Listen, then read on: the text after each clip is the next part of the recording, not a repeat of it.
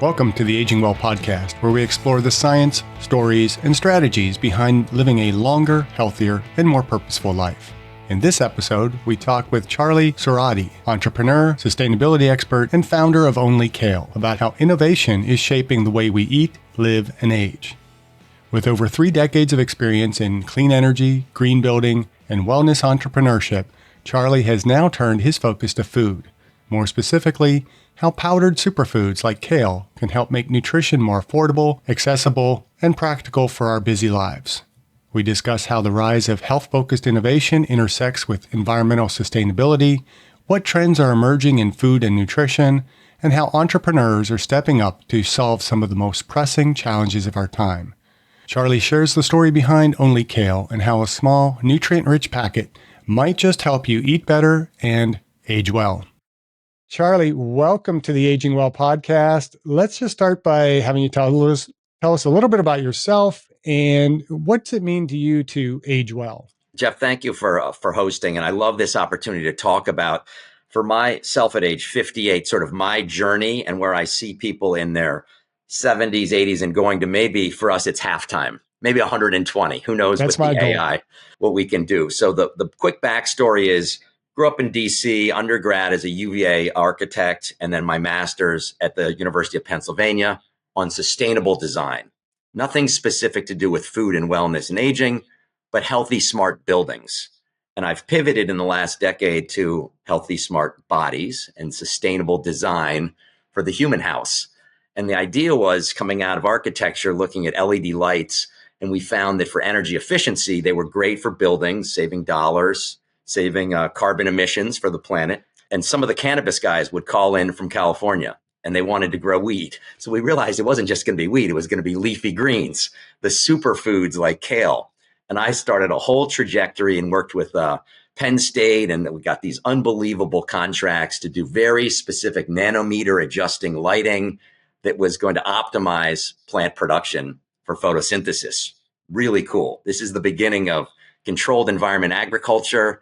Got invited down to Kennedy Space Center and NASA because I had one of the early patents for the perpetual food machine with aquaponics. And it was like Charlie pivoted from, again, buildings to bodies. And I learned along this path that there's a staggering statistic with all the electric cars and the solar, of which I have both. You know, you can only make a dent in the climate. But if it's 15 or 16%, the bigger jump is food production and transportation is over 24% of greenhouse gas emissions. So talk about like a quarter of it.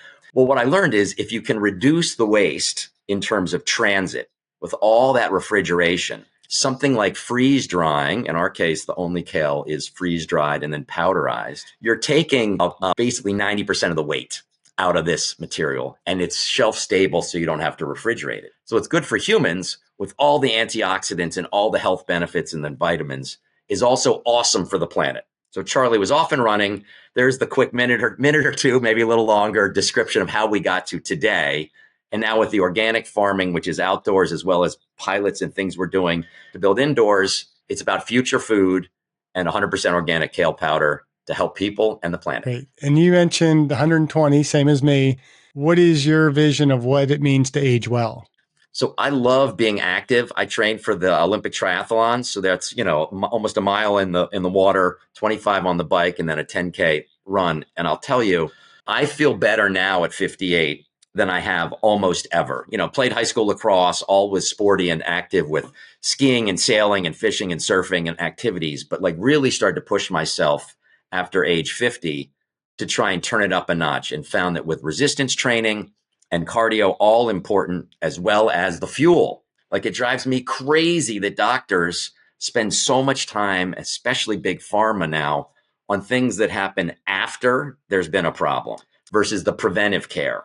And so I got sick of looking on YouTube at the vegan and then the carnivore pitches. Like how can they both be true, Jeff? It's just a crazy concept. So I spent 6 months and took the National Academy of Sports Medicine curriculum and got certified as a personal trainer. Again, the pivot for Charlie into sustainable bodies, over sustainable buildings. And what I found is the stuff we put in our bodies matters so much. Whole foods, not some extreme necessarily keto diet, but like stay out of the center of the grocery store, right? Shop the perimeter. If you have the resources, buy some grass-fed meat because cows don't typically eat corn or soy, right? You don't see them going up to a cornfield. Right. So it's really interesting that education and some means in terms of dollars can help create a healthier lifestyle. To your question about what it means to live well, it's the combination of all those things. Great positive attitude for mental health, motivated to hit some goals, to try and stay active, work with friends, could be pickleball, could be playing squash, could be rock climbing, kayaking. I just bought a new paddle board. Being active, get your ass moving is the way I feel well. Yeah, I teach exercise physiology, exercise science, and little secret, it's all pretty easy. There's no big complications to aging well. It's just doing it, moving, maintaining healthy body composition, eating a healthy diet, getting your sleep, not smoking, having good social relationships, and it's it. Well, I'll And tell you, that's just to riff on that a little bit too, the whole idea of like the blue zones. I don't know if you saw the documentary on like where the people live the longest. There was no magic formula like a shot of vodka or some special type of yogurt. It was funny in Italy. It was the men and women in their hundreds that had the steepest hills to climb to go to church. It was about being active, but not like having to go to the gym, right? The resistance training is absolutely important as you age. There's some new studies that actually lifting some weights, is healthy as well as the cardio. But the idea of being active was paralleled with having a cause. Maybe there was something in their church. Maybe they were volunteering some of their time. There was one clip where they had the cowboy pulls up and the reporter's there with the camera, asks the guy on the horse who's riding up where the 105-year-old guy is for the interview. He goes, I'm the only 105-year-old guy in the town. It's like he was the one for the interview, but he was like active. And I think whether it's a critical thinking or just being involved in community, writing memoirs, anything is part of that health. And then get some sleep, right? The 8 hours, really try and lock it in. I use the Whoop, which is one of the professional athletes now use. It's pretty affordable to monitor those things. So having some metrics, Jeff, is important, right? Feeling like you're accomplishing and improving micro levels. And we can keep fielding, I can keep fielding questions, but like habit stacking, I want to touch on and how you build patterns that I learned from the training with the National Academy. Great. So how did OnlyKale come to life and what makes it different from other superfood products that are on the market?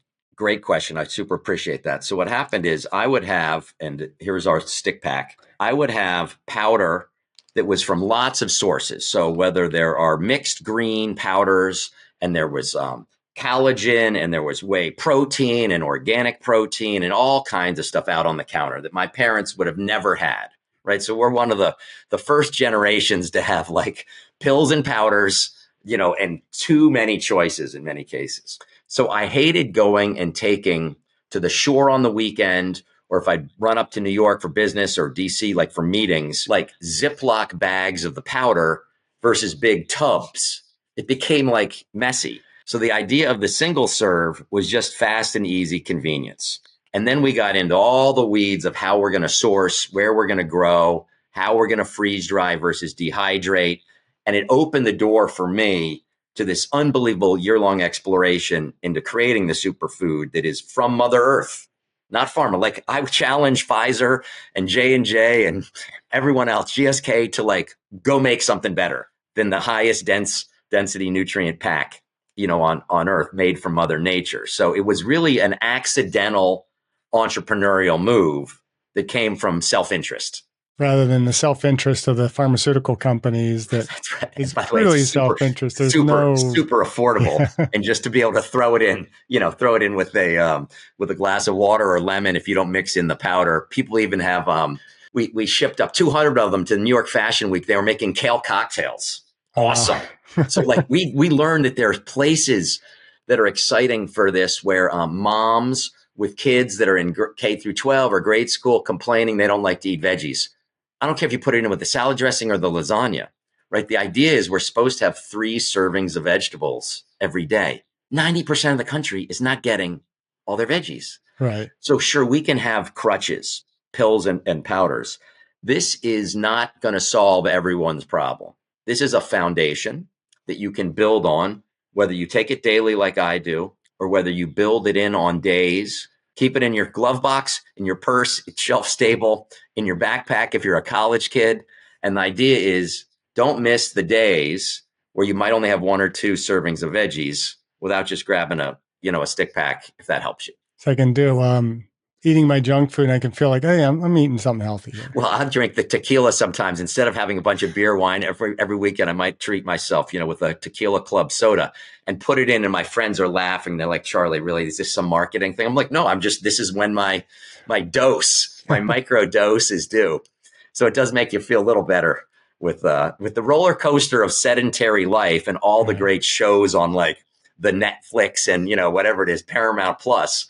Like, imagine how many asses are sitting in sofas that should be moving and they're eating chips and not something that has, all the benefits for detox and the health factors for heart and even the immune system, with kale. So what's it taste like? So it tastes like kale. So it is literally powdered kale. I mean, the taste, it's like a green, almost natural feeling, like a kind of a wheatgrass or something, but it's got a little tang to it. And the blue curled Scotch is some of the more mild in terms of when we chose like the strains.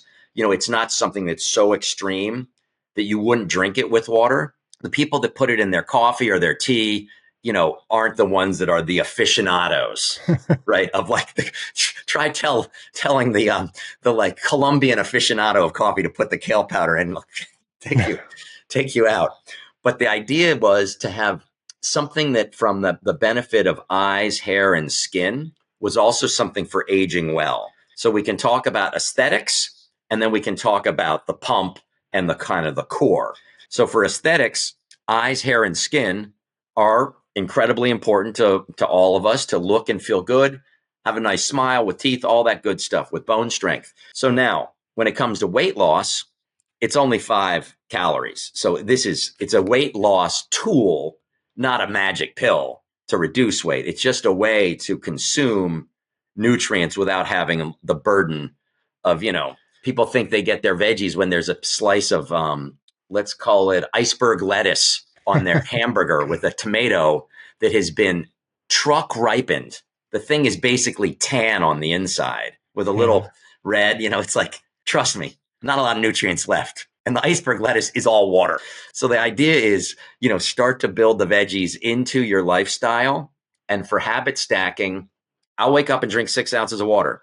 I have in the morning my shake with the protein powder, the collagen. I take creatine because for the training, I'm working out. I recommend that for a lot of people. And then I throw the stick pack in. So I built a pattern that sets my day off towards wellness.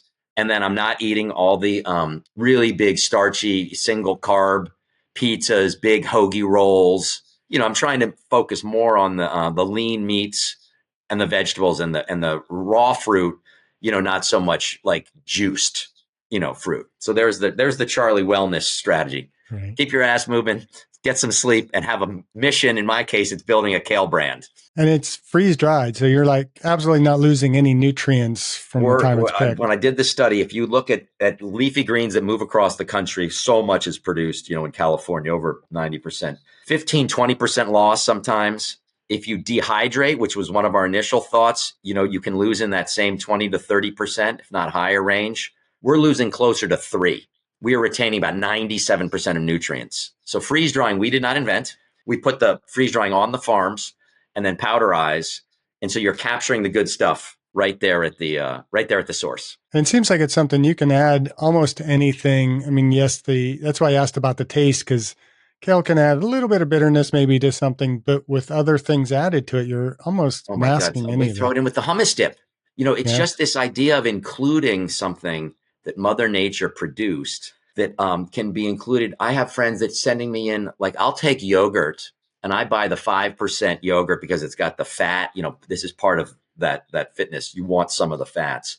With chia seeds and frozen, I buy the bags of the frozen blueberries, because they have all those great antioxidants that are nice siblings to the antioxidants in the kale powder. And then I just scoop a few big tablespoons of the blueberries in there and throw in this case, it's just a half stick of the kale powder because I might have had some earlier in the day, but you don't even taste it. It's in a little bit of the raw honey sometimes too for the sugar boost. But the interesting thing is to keep those sugars. I mean, sugar's like the new tobacco. Keep the sugars out of the mix, and then look for veggies and look for the way to combine them with things you already like. In our case, with the powder soup, you don't want to put it under extreme heat, but you know what I'm saying. You have to burn it over 140 degrees, Right. to have it lose some of the nutrients. Yeah, I was just thinking you can add it into so many different foods. Even, as you mentioned, sitting on the couch, I'm thinking, watching TV, you're eating popcorn. I'm That's sure you right. can There's sprinkle it on there. It's barely going to be totally do noticeable. that. I found that for the retirement homes, we got a great note in from one of our customers that said his mother at age, mid 80s, had some challenge at the nursing home with her teeth and the comfort of like chewing like carrots. Okay, so she ended up. He was so mad eating like it's kind of some mashed potato sort of porridgey stuff. Everything was sort of just like tan and maybe some broiled chicken, like nothing that really had some of the core nutrients beyond some of the proteins. And I said, just throw the kale stick in with some of the mashed potatoes. Put a little like maybe it's a little oregano on there or something so that she's getting those nutrients. Mash up the carrots, and throw a little bit of the powder in. So it's to me not a fix. I think of it as a spoke on the wheel of solutions. And there's lots of great solutions. There's electrolytes and all kinds of things that you can add for other ways to stay healthy.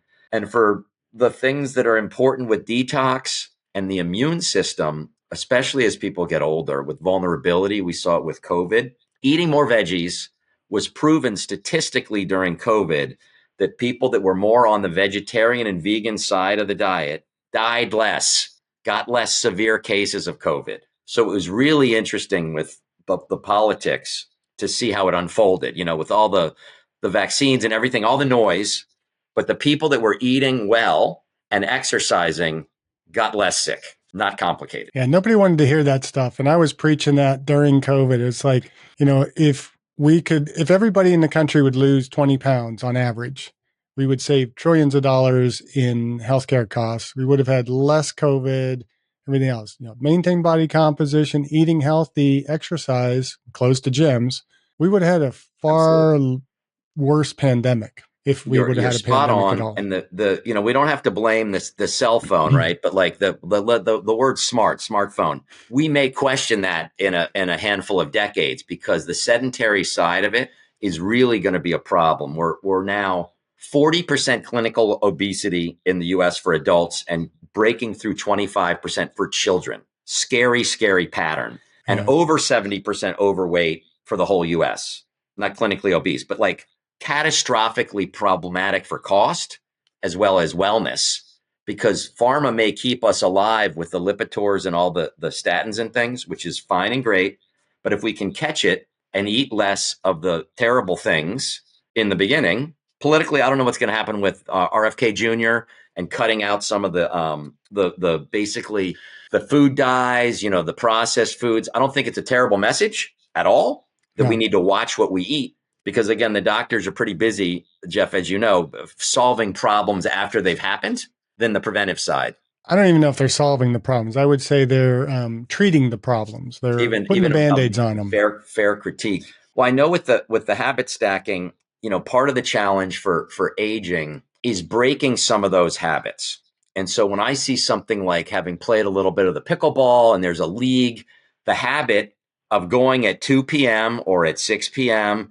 to join this open where you don't have to register, you just sign up to be on the group and they mix it up is an awesome habit because then you're going and afterwards you're maybe getting a smoothie, that is right there in the cafe with friends. So social connectivity in terms of positive peer pressure is unbelievably healthy. To your point about how Charlie would want to age well, it's with other humans, right? And this connectivity, sharing a story of what you tried, in terms of an exercise that made you feel better, maybe in your shoulders or your core, lower back, what you ate, what you did to get better sleep because you turned this phone off, 90 minutes before you tried to go to bed. So the circadian rhythm, like bright blue light versus warm yellow light, wasn't blasting at your brain. Like shockingly simple things, to your point, can improve wellness, Right. especially for the mental health. And we call it purposeful social connection, is one of our 6 pillars of aging well. And we've added that recently because it just keeps coming up repeatedly that is so important for us to be healthy, to age well, and, to have a good health span, not just longevity. I know there's some real concerns with, say, falling, aging. I've had a very tragic set of events with a friend's father who hit his head and passed away, with my mother who would hike, ready for this, 10 miles, 4 or 5 days a week, 4 hours in Rock Creek Park down in DC. Had climbed the Inca Trail in Machu Picchu, the base of Denali, like an unbelievable fit woman. Won the Marine Corps Marathon at age 60 and 65 in her age. Crazy. My mom, right? Fell in September and hit her head, traumatic brain injury, passed away on the day. Yeah. Unbelievable, healthy woman. So what happens with bone health, and she had the titanium, super mom, like my superhero mother. The other friend's father who hit his head had also been hiking, but like the number of falling incidents from bone, and sort of coordination and lack of, like, I guess it's a bathroom sometimes, foot stability, something's wet. It's a staggering number, like I think bigger than car accidents, like a really scary big number from elder people falling and getting injured to the point where then they're immobilized, which is the terrible detriment to wellness, or literally pass away. So with something in the kale that can help with the bones and the vitamin Ks and those things and the immune system, again, not a solution for everything, a spoke on the wheel to start to build that pattern. But we're seeing for the elderly group now, increasing concern over slip and fall, and they've heard from their friends. And just like the story that I had, it's scary stuff because it happens fast and you don't know when it can happen. It's not like a cancer that is slowly building. It can literally be an accident. So has your group addressed some of that too, in terms of any, exercise or stretching to help with balance? Jeff, yeah, we talk a fair amount of that. I teach a class that's pathophysiology and exercise. And one of the guests that I had, I forget if it was last season or the second season, but he was the fitness director at Peconic Landing on Long Island, a continuous care retirement community.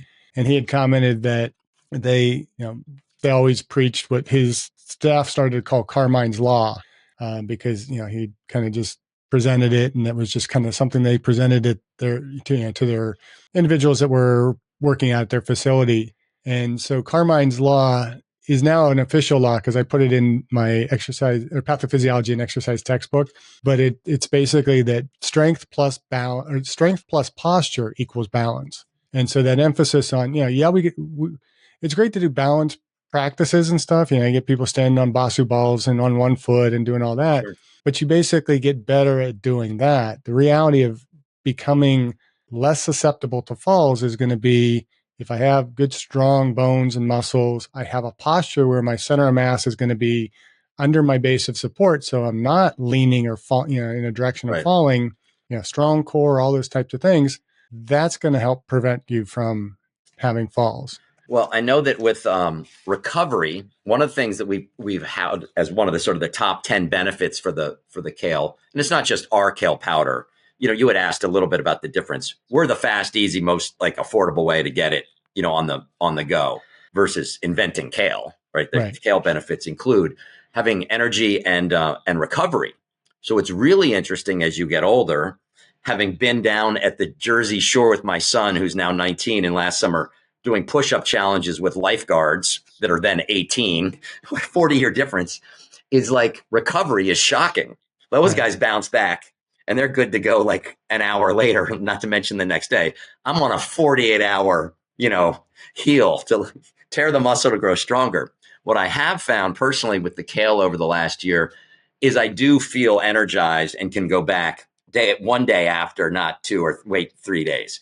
So for aging well, being able to rinse and repeat the cycle of activity is pretty important, especially as I think you might know the stat more than I do, but it's like 3 or 4% of like muscle loss after age 50, over every year or two. Like it's a high number, which means if you don't do the lifting with some resistance in a handful of years, you might have a 10% less, strength. Right. So you add that up to 2 decades and you're more risk of falling, right? That would be part of the potential problem. I teach my exercise physiology class. It's 10% from 25 to 50, and then from 50 to 80, it's another 40% 40 muscle loss. Yeah. And that's all avoidable. If you're just simply maintaining muscle mass and lifting weights and doing those types of things, you won't lose the muscle mass. Well, I think it's inevitable. I was joking with a friend before that, like, I did some research with the Amish community for my master's thesis on sustainable design because they don't use traditional electricity sources. I was curious, how do they live? How do they keep meat? Build their houses with a deciduous tree on the south side, shades in the summer, and then lets the warm air and the sunlight in the winter. Good. So what I learned is they would laugh if they're churning butter. That's like a tricep extension. Why are you paying to go to the gym? Like they actually are working. There's no gym in Lancaster County, Pennsylvania. Like no gym. Their kids are working. These guys are in shape, right? And the women too. Carrying things, carrying pails, bushels. What is it of hay, right? So I think that what happened with modern technology, automation, is we stopped doing a lot of work. Right? There are machines. We'll know with robots. Right. Can you imagine? I grew up without a remote control, Jeff. So I had to get up, turn the dial. There were 3 channels, right? And then you got a remote control. Okay, so that changed it. By next summer, maybe there's a robot that doesn't even make you get off the sofa to get a soda out of the fridge. Done. That's game over. Like not a good winning game. Right. Big butts game.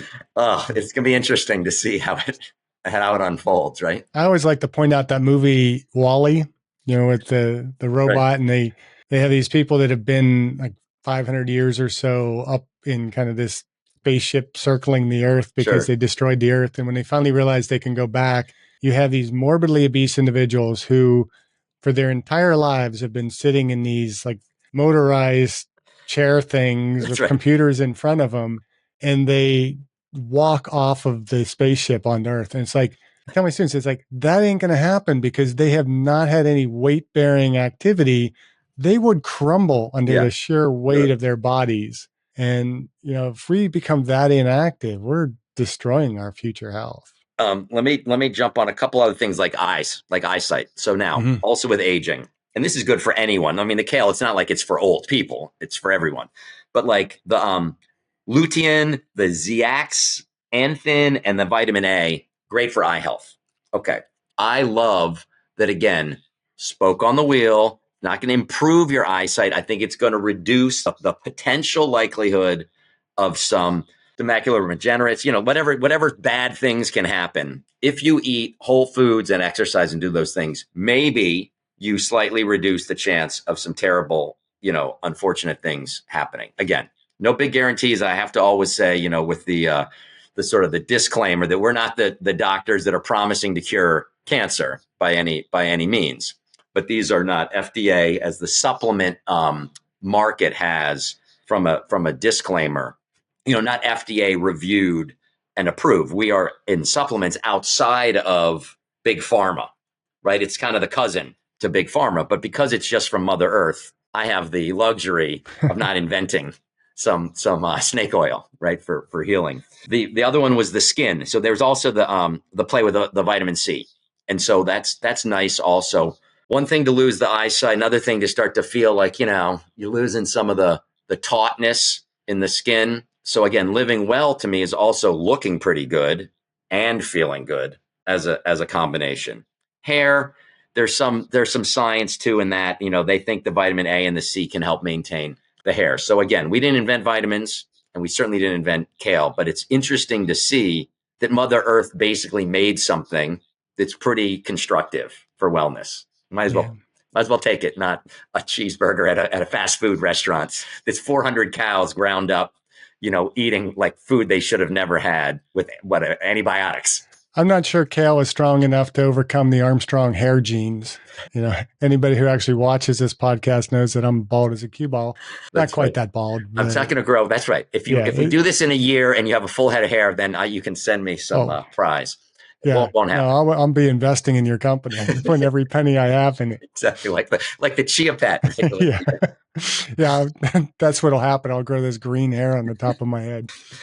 It is funny. For the mental health, tell me a little bit about, because I like this. I hope it's okay if I ask some questions. No, that's what I like about this podcast is we're conversational. It's not just, me asking a bunch of questions. Maybe 3 things that you do or that you would recommend doing that are not on people's like immediate radar, like the exercise and the food stuff. What are the 3 sort of Jeff tips? And I'll the take exercise, that's pretty much out there. I would say, probably one is really tracking and monitoring sleep.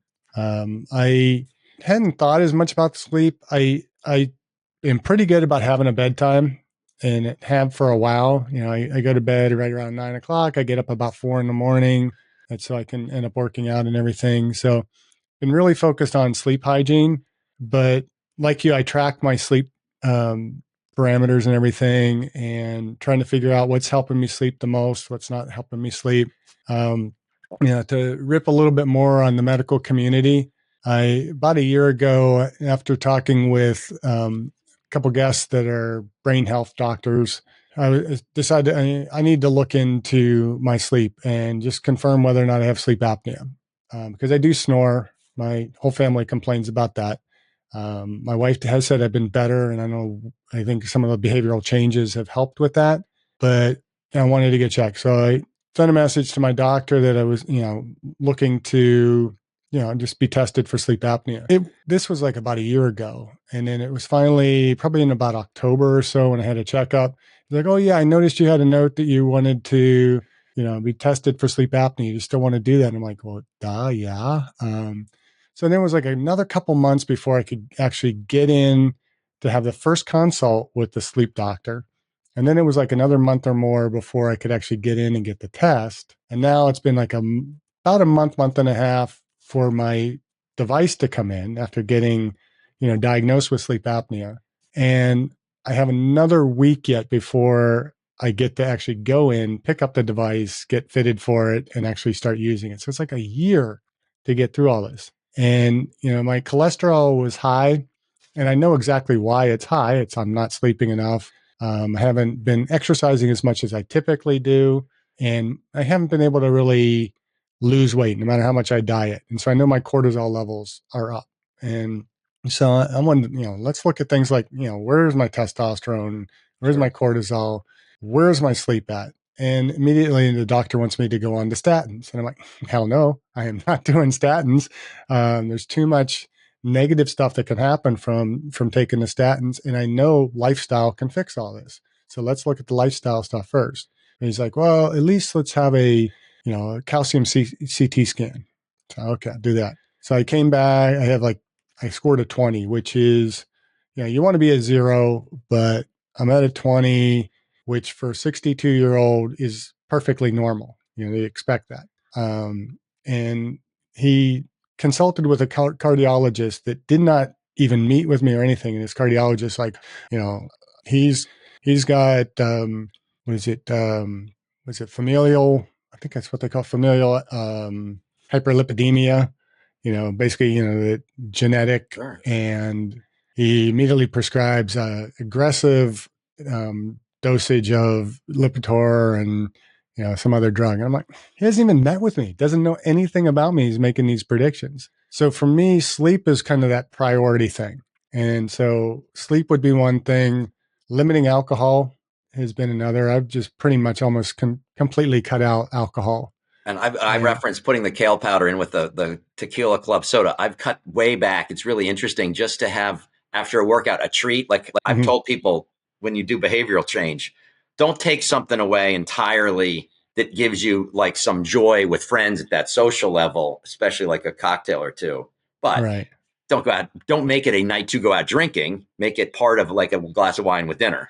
Right. Different Yeah, concept. entirely different. And, so I'm looking at it that way. I'm not just habitually consuming any alcohol. We'll do it on occasion. Never, well, I've never for years, oh, I need a drink. It's always just, it's kind of an opportunity. Let's sit down and have a drink. So that's been probably number two.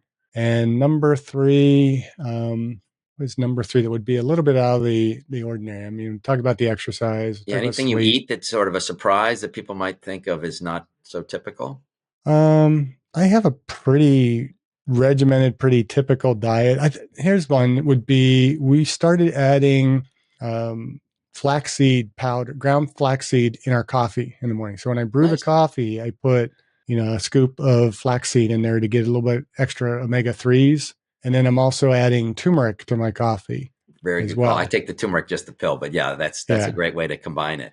It's messy, but so a little bit of the flaxseed in the coffee, coconut oil, and then the turmeric That's makes for great. pretty nice coffee. It's messy, it's you got to be careful not to get it on your fingers and then touch anything. Really seems to be helping with kind of any kind of chronic low level inflammation that my body has. I've So got a that's my couple. three. I could Yeah, probably go on. I've got a couple that I've just kept sort of in my back pocket over the past few years, which is it's the LOT, the lot strategy, which is about learning something. So this isn't so much a specific thing, but like going to an arboretum, finding an excuse to bring a friend and learning something about like the native plants. Doesn't feel like that's going to be changing your, heart, level in terms of blood pressure or anything. But the idea of being proactive in any given week, month, or season to learn something new, I think for wellness and aging is like mad crazy important. And I saw this with my mother, who was a teacher, that would travel around the world and come back with unbelievable stories, like of things that she learned about how people would make textiles or do things. And it was just shocking to me that it wasn't National Geographic, where we think we've learned about another country. Smell it, hear it, taste it. So Right. the learn is the first in the LOT. Then the optimize is like small things, like instead of just the least expensive olive oil, I think Brian Johnson has some line, there's some high polyphenol extra virgin olive oil.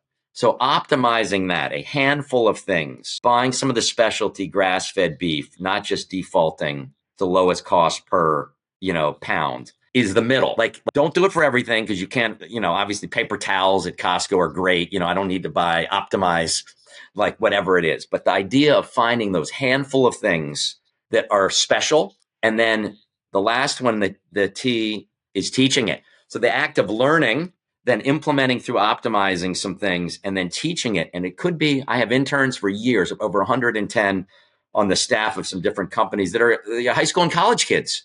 The joy of sharing information, I think, also keeps you young. And the questions and the response and the feedback is so uplifting for aging that you feel not like the sensei in the village, like the town elder, but in the trenches with them to then do some research. And teaching is another form of learning. So this idea for me of aging and wellness starts with the human shell, the body, and the things we put in it, the food, exercise, sleep, all those things. But the mental health and the true wellness comes from that learning, some of the optimizing, and the teaching to go forward and share a life with the people you care about in your family and the friends and relationships. Yeah, before I started this podcast, I kind of wrote a lot on kind of my perspective on wellness, which I call well-centered fitness. And I Nice. was referred to, the five kind of pillar areas. You have spiritual, physical, intellectual, emotional, and social. And good friend of mine from high school, Jay, pointed out to me, he's like, are you intentional in how you order that? And I was like, well, I kind of put spiritual first because I think it's a priority, but I haven't really been intentional in it, because he's like, because it spells spies. And so now it's like we keep referring to spies. And of course, every time I bring it up, I got to give credit to Jay. And That's so great. he's one of our probably biggest fans of the podcast. And I think he's going to start wanting, some royalties for using Well, I'll tell you, spies. you touched on it with the spirituality, because in that the Blue Zone documentary, having faith in something and a sense of that purpose and being a member of the community can be faith based. So Mm-hmm. we just had recently Easter. I don't think it's any surprise that Easter is in the spring with the resurrection, when we see plants from Mother Earth in effect coming back to life, right? Right. So like whatever people's formal or structured religion is, having faith in some higher power that we're part of something bigger is, I think, so fundamental to wellness too, that we're not alone and just sort of isolated. Part of something bigger is, I think, part of that solution as well. Yeah. So what were some of the challenges and opportunities you encountered in bringing OnlyKale to the market? Love that you circled back to it. Thank you. One of the biggest challenges is creating demand for something that people aren't immediately seeking. I reference at Costco, the role of paper towels. People need that all the time. So you have the double burden of educating about advantages of kale to those who don't know or have heard that it's kind of in the category of some superfood, but maybe had a negative experience when they tasted it because it either wasn't like sauteed, put with olive oil, incorporated into a salad with some others, right? Like anything in life, if you eat something in isolation, it's not always great, unless you love chocolate, whatever it happens to be. So the kale has had that sort of like burden of being deemed the healthy food that didn't taste great for everyone.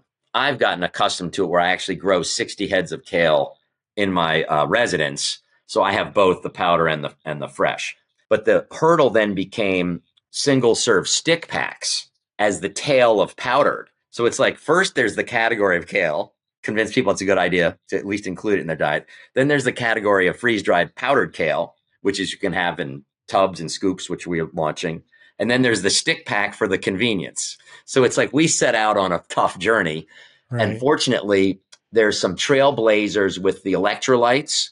You know, there's like a liquid IV. So people now see in the stick packs, right, that this shape form factor is not so new or strange to people. They understand that this can go in, whether it's a camping supply store or a convenience store or a grocery store, health food store, doesn't matter. They know that's something you mix in with typically liquid. So the biggest hurdle was getting that done. The crazy complexity with the USDA and the organic and certifications. Happy to follow all the rules, but they're real. You know, to get that was a big coup for us. Then the friction with the Amazons, the online portals, just the like little minutia of things that you totally take for granted. And with packaging, you know, we have this stick pack box of 15 and the tearaway, the density of the perforation, you know, so how it could be displayed, the little folding tabs, you know, so that it can be at a point of purchase, like things that when they're done right, I think, Jeff, people take totally for granted, right? And then you see when it goes on the shelf, the pride, it's like having the baby photos, you know, you get excited. And the response from the people and the testimonials when they're traveling. We had our first run, went overseas to Madeira island off the coast of Portugal. So one of the friends that had it sent back the photos, you know, and she was great to be able to have it for the internet. So starting to build messaging into how it can be included in people's lives. And the reference I gave you to the fashion show, New York Fashion Week, with, you know, having the models, 200 of the stick packs with cocktails, total surprise for us, but fun. So the answer is difficulty, nothing we can't overcome and haven't overcome, but exciting journey for sure. Yeah. I can imagine there's a little bit of challenge trying to overcome, you know, these generations of Americans that, like you said, it's iceberg lettuce is a vegetable to them. Right. And, you know, it's many, many steps to get from iceberg lettuce to kale just in its natural form, let alone in a powder form.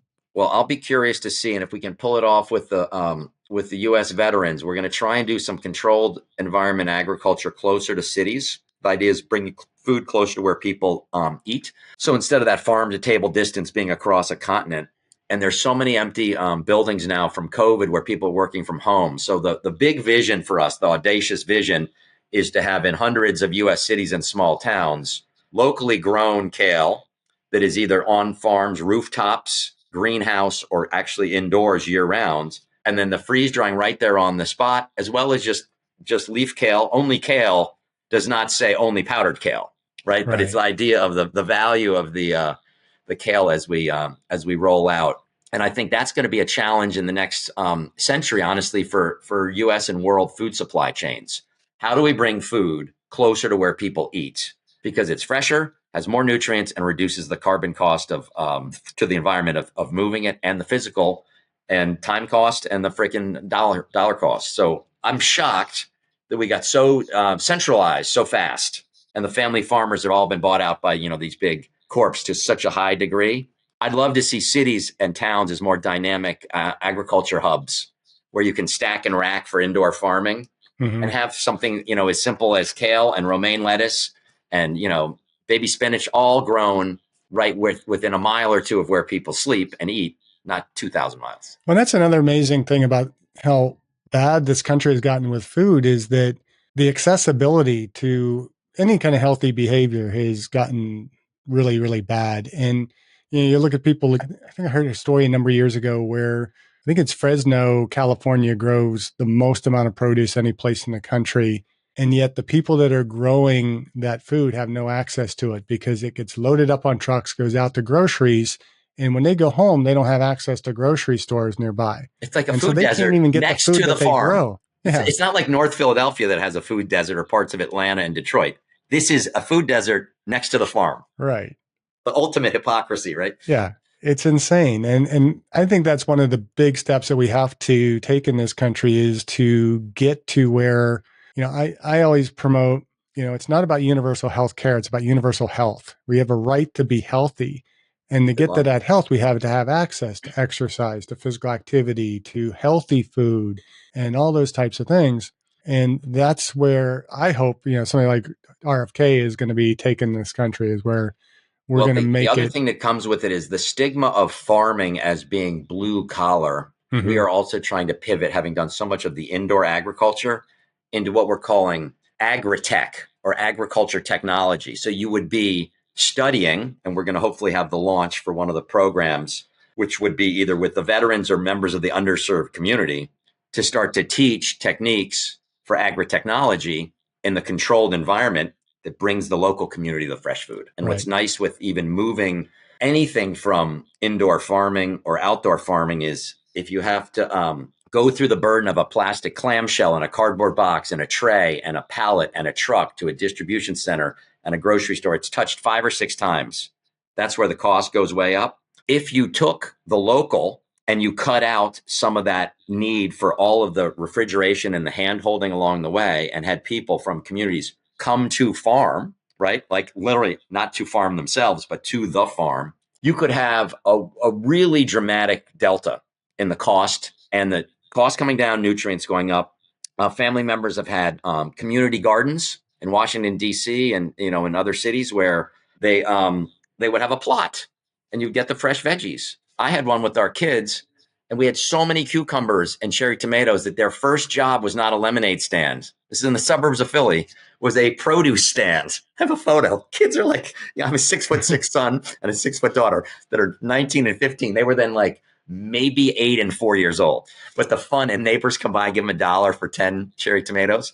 Imagine that we went back to that victory garden approach from the Second World War, where so much produce was leaving for the soldiers. I don't know who it was that said we ought to start growing some veggies, but it wasn't rocket science. Right. There's less food. Making local farming at home, windowsill farming, the vertical gardens, the local building that was left to ruin because someone left it and there's no tenant, and the city's not getting the tax dollars, is Charlie now as architect. You see, I'm pulling, you started me on a roll, which is self-sustaining communities that are healthy is a whole different animal than an unhealthy U.S. with unsustainable, buildings and food supply. So It's a separate podcast discussion there. Yeah. So here's a question for you, and don't take it as me being negative because I kind of know how I would answer the question. But how do you respond to those who might say, this is ultra processed? I believe processed foods are bad for us. It's a great, great point, because ultra processed and processed is an interesting distinction, right? When you have the tube of potato chips, I'm not going to throw out the brand, where it looks kind of like a saddle, and they've taken out brand. The fiber and they've added the salt. So now ultra processed, high processed is the fiber tells your brain to stop eating the chips. So they've taken that out, and the salt tells your brain to eat more. Okay, thank you guys. You're going to eat the whole tube, which people do. So then there's a whole category of just sort of process where something has gone through a step to get from what is grown to where it is. So, right, like pesto sauce, right? Yeah, like, so I grow here basil in my residence, and like we'll add olive oil and make little pesto. Okay, it's technically been processed because it's not just the raw.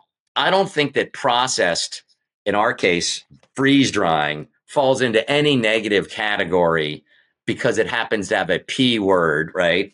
Instead of ultra high processed, it's processed. Freeze drying in the vacuum is really taking the source and just converting it into a different form. So my case would be, you're not adding things, you're not transforming it into something else. You're almost reductive, right? You're taking basically moisture out. So I have a pretty good case that it doesn't fall into the P word category. Right. Fair enough, Jeff, that it's freeze drying. Yeah. We didn't invent freeze drying either, right? We're the ones that just want to make it easy, fast, and affordable for people. I think, we have to be careful in how we use those terms, processed and ultra processed, because there's a lot of really healthy stuff that is ultra processed. I mean, I drink whey protein every day. That's right. That's ultra processed. And I do too. I mean, I have it in the creatine. I guess they process it from something. Right? And we did a whole episode on, how ultra processed isn't as bad as people think. And it's just rethinking, what are the benefits that I'm getting from this? And are there negative health implications for taking this? And I don't know anyone that would be able to make a viable argument to say that kale in a powdered form with nothing else added to it is detrimental to your body. I have seen no science that would ever even come close to any negatives. Now, if you ate so much raw kale or so much of any vegetable in one single afternoon, you might get an upset stomach. Yeah. Right. It's like, so of course, anything in moderation. And we have, by the way, the 5 grams is the equivalent to a cup of the leaf kale. So this is sized to be a serving. So you don't need to take more than one, because you wouldn't eat 3 servings of kale in a day, right? You'd have one, and then you'd have some other things that are called vegetables. You want some variety in there, yeah. But what's so interesting to your point is that instead of an extreme category, ultra processed bad, all those things, to your point, it's like when the pendulum swings politically, there are some crazy things that both sides have done on the extremes that I don't think most Americans agree with. In the middle, there are nuanced areas where we can all agree. And like your point, there's some process where human brain power took something from nature and made it either easier or better for us to use. Great. That's not the case for all of them. The big category in the center of those grocery stores is a lot of things with, high fructose corn syrup. I mean, like the ability, don't start me, right? We subsidize corn in the United States. So now we're putting the syrup in. Okay. Separate discussion. Tell your members, right, not to eat as much high fructose corn syrup, right? Because that can't be good in volume for the lifelong and wellness aging, for sure. Yeah, we can go down a whole long list of the different things that we should not be eating and why we should not be eating those things, and how the food industry has basically, they're like crack dealers. They want to feed you food that is going to get you addicted to it. I always tell my students, it's like Frito-Lay's. At least they're honest to us. When they advertise, you won't be able to eat just one. Right. They're literally telling you that our food is addictive and you won't be able to stop eating it. And of course, you're going to get obese eating it. They don't tell you that you're going to get obese doing it, but they're just going to tell you it's so good that you're not going to want to stop eating it. The one thing that I think I would also just reinforce in this conversation today is the idea of doing something new on that sort of learn side, and finding, in our case with the kale, how to include it, share it with friends, do some things, is healthy for the body and the brain, right? And it's not just like how you look. It's this idea of being mentally active and being curious. I think that that's something that is hard. It's hard to define, and it's hard to teach, right? Because being curious falls into that also category of like grit, not giving up on stuff. Right. So I like the idea for the aging and the longevity and wellness of being a curious, gritty guy who's staying pretty healthy and pretty active. And so that's why the learning and the experimenting and trying things that maybe taste terrible to go. And I've had great fortune to travel all over the world and work in Tokyo and Eastern Europe and Central America, trying some things that at first were not great at the palate, but then found with combinations of things, it was that, again, that learning and being curious and understanding that not everything comes in the fast food comfort of like the same thing that you would expect to get on the menu, but going and ordering things where I'll ask in restaurants traveling, what are some of your favorites, or, to the server, or to the manager, that's the maitre d' there, like something, or the little woman in the soup shop in Tokyo and Shinjuku. What's the most popular noodle dish, right? To just try it. And it's fun. It's fun, I think, as we age to build those stories too, right? That it's part of the dynamic. So what advice do you have for older adults or busy professionals? And really, we talk in this podcast that aging well begins at conception. So even the most youngest people who want to eat healthier, and maybe the youngest people don't want to eat healthier, but they need to, how can they eat healthier without overcomplicating their routines? So I love the idea of the simple recipes. It could be the fish that, if you can get it wild caught, great, or a quality piece of meat with the olive oil and a Himalayan sea salt, just trying to reduce complexity, where instead of thinking lots of sauces and lots of courses and things, it's like a nice protein source. I happen to have the veggies with the growing on the windowsill and the towers right at home, getting some veggies. So it's more like staying hydrated and like not getting caught into like too many choices of like which exotic water, have like the Brito, like the water filter, but then I'll have like lemon, a squeeze, or sometimes even just the lemon concentrate, because the lemons are supposed to be good. So it's almost like I envision myself not on an island, but if you had to live without the ability to go choose everything at the grocery store, I've shrunk down the choices to some, wild caught fish, free range chicken, and some grass fed beef, and then a bunch of veggies that are the leafy greens, including the actual kale, in the case of my case, the powder, and cut out really a lot of the dessert and the breads, just those simple processed, right? Food, bread is technically processed, right? Is simple carbs. So going for more of the complex carbs with the vegetables, sweet potatoes instead of just the regular potatoes, little things like that is in that Charlie optimization side. And go through olive oil. Some of the notes are telling me on the research, 3 tablespoons a day, almost a tablespoon with each meal, because of the polyphenols. So cooking with olive oil, basically those 3 types of proteins. And then when I chop things up, I might put them in a big bowl, and the greens are underneath it, and they sort of warm up with the protein. So I'm not actually cooking the raw veggies, but I'm also not just eating them entirely raw. They're in the sort of the saute kind of, at least heated. So there's the Charlie kind of the power bowl food strategy. And don't eat dessert for breakfast. So check this out. Belgian waffles were invented in Belgium as dessert. America is one of the few countries that eats dessert, waffles, pancakes, the cereal. When I lived in Tokyo, eggs, there'd be like fish, veggies in bowls. Like the distinction between breakfast, lunch, and dinner were actually very small. Here, it's like big fatty breakfast with sugar, a sandwich for lunch with a whole bunch of bread, and then a dinner in front of like a TV show without exercise afterwards, and some cake. It's like, dude, it's like terrible. So that's my tip, which is find the reduced sort of inventory and spend the money on the quality of the things you put in for proteins and veggies, and then fresh fruit is the other big one. And that's the mix. Does that answer your Perfect. Yeah. question?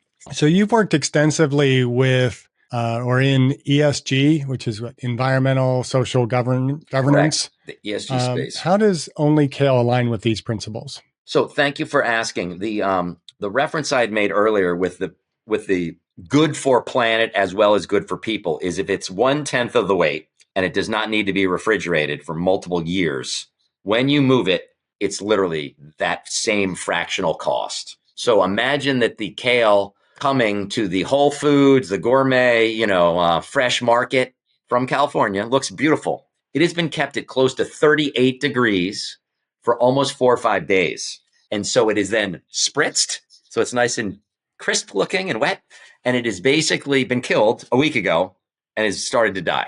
So what's so interesting is because of that refrigeration need, you have that massive impact on the environment. So it's interesting having built a house here with solar house at the shore, electric cars, plug into both. Like those are very visual things that people see as, quote, helping the environment.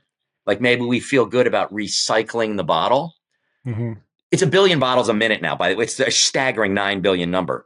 We should use basically, reusable containers. When I go to the gym, right, it's the shaker that you wash out that are aluminum, right, or plastics, something that lasts longer than single use. So the long and short is this happens to be, with the powder, one of the most eco-friendly ways to consume vegetables, because we also have full recycling on all the, the packaging. So that's part of the ESG model. Our full production in San Diego, all solar. So the actual packaging is net zero off the grid for the energy consumption there too. Yeah, and I would avoid the plastic bottles as well. And the single use, it's staggering. I mean, and we're eating the fish that have been eating the microplastic. It's, I told the kids, you don't throw anything actually ever away. It just goes somewhere else. Right. It's coming back. We are eating the waste from those single-use bottles in the fish that we have caught in the ocean. So bad. Yeah, and one of my recent interviews was with Dr. Julian Gershon, and he threw out the statistic that we, on average, eat, I think it's like 1 credit card of plastic a month. So bad. I mean, it's a ridiculous amount of plastics, and that stuff, kills our testosterone levels, our hormonal levels. Who knows what it's doing in regards to dementia and, all forms of, Alzheimer's and whatnot. And it's like, we can do so much better. With the environment and the social and the governance, I can tell you for sure that we have to be careful with Mother Earth and resources. So instead of the green movement from Earth Day being a liberal cause, I'm a very sort of moderate, independent voting, progressive with the environment, 100%, but, like to see that businesses can thrive. So I have no political favor.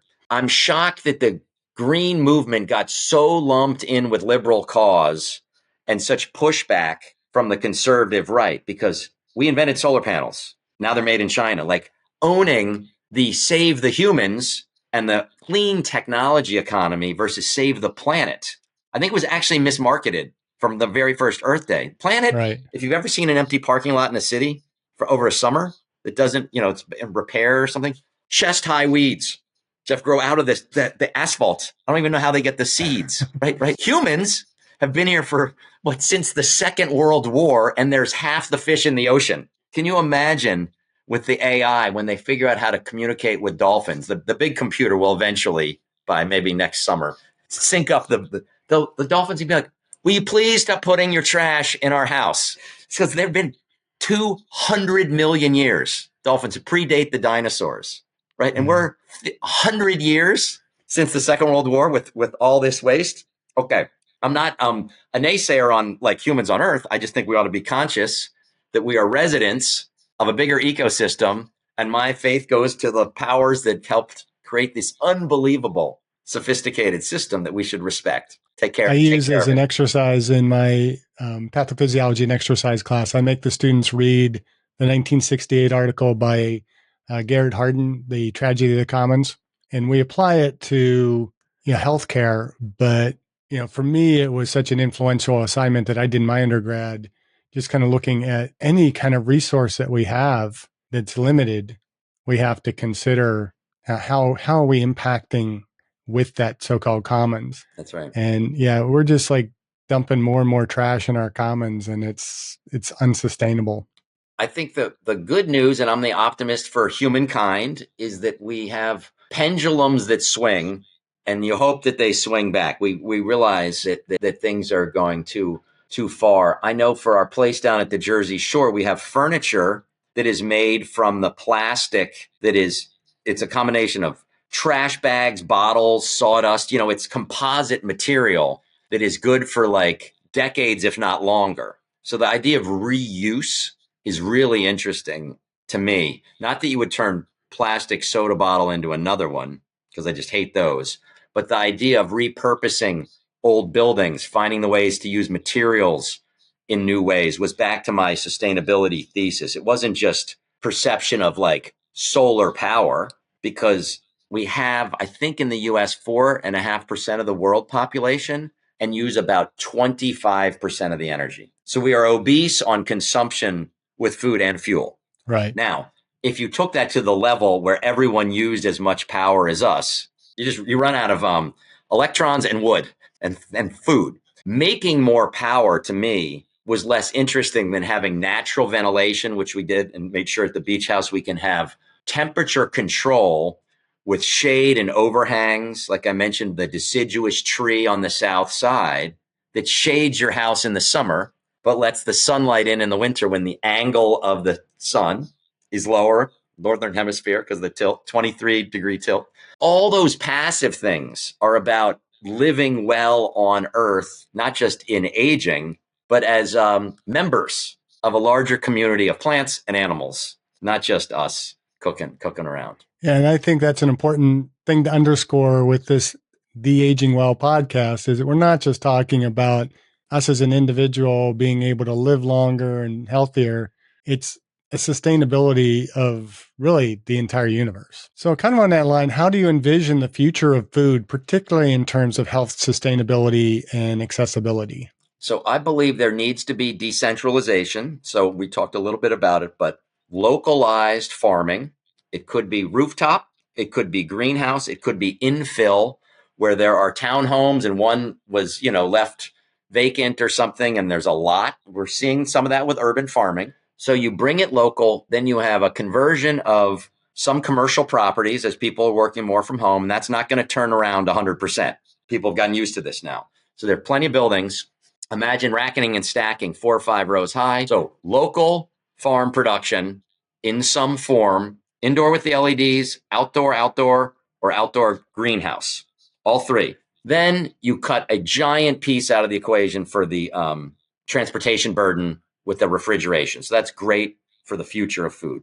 The next one is going to be the big play for supplements, where it's our category. That is some freeze drying. That is all kinds of processed ways, like you mentioned, with the whey protein, where you're taking animal and plant material and you're turning it into something that can be powderized and shipped. Like almost think Mars. You can't take a cow on the ship. You need the protein. You can't take the kale unless you take the kale seeds with the lights. Okay, point is, we will move towards some Jetsons level food, which is coming in sort of like parts. We will also move towards the impossible meats. The third piece on the future of food is the synthetics, where we've taken some form of a vegetable protein source and we made something that maybe is flavored like something we feel comfortable with, like a hamburger. Those guys are doing gangbusters. That will be those guys, meaning the category. And the final piece is the craziest one, which is the genetic thing where you're growing. They've grown people's like ears and pig ears and stuff in dishes and actually synthetically creating at a cellular level the molecular science of the future of food, which I think is a little scary and maybe overkill, not quite necessary now. If we can bring number one, Charlie's vision would be food closer to where we eat. Makes things a lot easier. I think they should have for chickens. We saw the cost of eggs. Homestead laws, where in the suburbs, you can keep a little chicken coop and get some eggs. Like we created zoning codes that actually took away the rights that Americans had since the founding of the country, right? No one would ever imagine in America, the frontier spirit, you'd go in your wagon with your family heading west and not be able to like raise chickens. You know what I'm saying? So like that idea of self-reliance in home, in community, in region, different than in California to buy veggies, powders and support that can happen at the Charlie and corporate OnlyKale level and others. And then the future of like hybrids, the veggie burger type things on its way to some synthetics. So does that answer the question? Perfectly. All right, I'm going to ask you the question as we start to wrap up here. This is a question I ask everybody, and you've kind of alluded to some of it already, but we'll bring it all together in summary. What are you doing personally to age well? And are there any habits, routines that you've adopted that help you stay energized and more well-centered? Okay, so the biggest one for the personal side is the rhythm at the gym, is setting a benchmark of every other day. So I'm in there, I'm working, upper body, I'm working lower body, I'm getting the cardio, I'm doing this training for the Olympic triathlon. That's a real commitment. I don't make it like hope I have time. That is build into schedule. That's number one. The second is the balance we talked about with the whole foods, which is the quality grass-fed beef, wild-caught fish, and the free-range chicken, fresh vegetables, including some of the sweet potatoes and the stuff that I grow here, along with the fresh and the raw fruit. Plenty of water, at least a couple, if not 3 tablespoons of olive oil cooked in with the food, and then 8 hours of sleep. Did not invent this. This is not some need to write a book about it. Fundamentally, people generally nod that those feel like good ideas. So exercise, sleep, quality food. Okay. In terms of habits, 6 ounces of water when I wake up, having the shake that includes, the creatine with the protein and the powder, simple. And then walking at end of day, separate from gym, being with friends and finding time to do activities that are not gym stuff. Biking, hiking, walking, running, paddleboarding, fishing, swimming, outside action, soaking it up, enjoying it. So where can our listeners and viewers learn more about OnlyKale, and how can they try it? So onlykale.com. And there are plenty of options there to buy a box that has just 15. And they're, less than $1 a day now if you want to roll in and get some in your system to try it out. And then we have a 2-pack, and then there's a 6-pack, which is almost like 90 days. And there's a cost break that comes down because it costs us less to ship. We're paying for the shipping. So the idea is to build some loyal followers that see the value. And then we can also have with some, apparel and messaging, a way for people to feel good submitting, if they'd like, on the social media, some story of a recipe and being part of a community. We have a rewards program with an affiliate structure to be able to say thank you for people that participate and refer to a friend. Friend gets a discount of 10%. They get a commission. We didn't invent the idea of creating a family of benefits. So we're hoping to create a little bit of a movement that the kale got a good buzz early, years ago, and then it kind of plateaued out, and we're going to give it a surge. So what's one simple change listeners and viewers can make today to eat better and age well? And I know one of them is going to be purchase OnlyKale. So yeah, it's less about just specifically our product, but it's like getting the water and getting something that is a supplement that maybe you hadn't considered, that feels like is it a turmeric? Is it an ashwagandha? Is it something? Is it maybe the creatine if you're starting to get more active in the gym or something? But finding something to add that you wouldn't have thought of when you were growing up or even a decade or two ago opens up this whole discussion of like, wow, you're probably not going to stop at just one pill and, ginkgo and whatever else. I have a few things. But the idea there is to pick one thing and start to, in that habit stacking, build it into your daily ritual and start to look for those things. And in my message about learning and optimizing and then teaching, and tell some friends, you will be shocked in the conversation. It could be at the gym at the end, sitting in the sauna or the steam room. It's like the dialogues are so dynamic. So I would also say the other thing you can do is start to build in a day a question that you might search online or ask a friend about wellness. And so over multiple years of aging, you start a commitment to continuous learning. That's a real push for me, is that you don't sit and expect it to just be the fix, that you are dynamic in how you learn. So asking a question about fitness daily, friends are on the internet, and taking one thing maybe to start with water would be a way to build a pattern for health. Great way to end this podcast. So is there anything we missed today? We covered a lot. And again, thank you. It was fun to be able to show off the baby we've built, and appreciate the time and all the great work you guys have done, for this podcast for sure. Well, we're trying to get people aging well. Well, just keep doing what you're doing. Keep trying to push that sustainability, healthy eating, healthy living, and just keep aging well. Thank you, Jeff. Really appreciate the time today. You're welcome. Thank you for listening. I hope you benefited from today's podcast. And until next time, keep aging well.